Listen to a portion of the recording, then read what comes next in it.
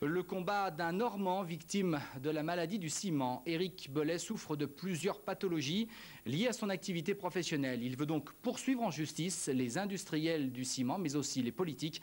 Et pour cela, il souhaite se porter partie civile en créant une association. Stéphane Girin, Myriam Libert. Ces photos sont là pour en témoigner. L'eczéma aux mains d'Éric Bellet a été particulièrement sévère. À présent, elles vont un peu mieux, mais d'autres affections sont apparues depuis 4 ans.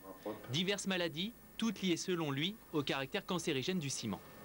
Il y a eu plusieurs expertises que j'ai à mon actif, qui sont quand même assez importantes, dont déjà la reconnaissance, le lien du caractère cancérigène du chrome et du cobalt,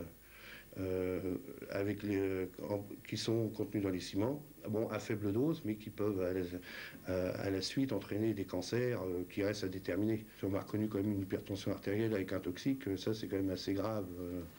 D'ailleurs, je l'avais déjà dit de toute façon, que les toxiques pouvaient attaquer quand même le cœur assez largement. Le cas d'Éric Bellet a été reconnu comme relevant d'une maladie professionnelle. Il ne travaille donc plus mais continue de se battre. Son but, que la justice reconnaisse médicalement parlant ces maladies. Pour cela, il a déposé plainte contre X pour empoisonnement, mise en danger de la vie d'autrui et blessure involontaire. Mais ce qu'il veut pour l'heure, c'est que son association soit constituée partie civile au cours de l'information judiciaire. C'est une journée importante parce que derrière cette association, il y a quand même des salariés qui ont été victimes et l'association porte le combat de nombreux malades et de nombreux salariés. Ces personnes doivent avoir normalement accès à la justice, donc c'est une étape importante.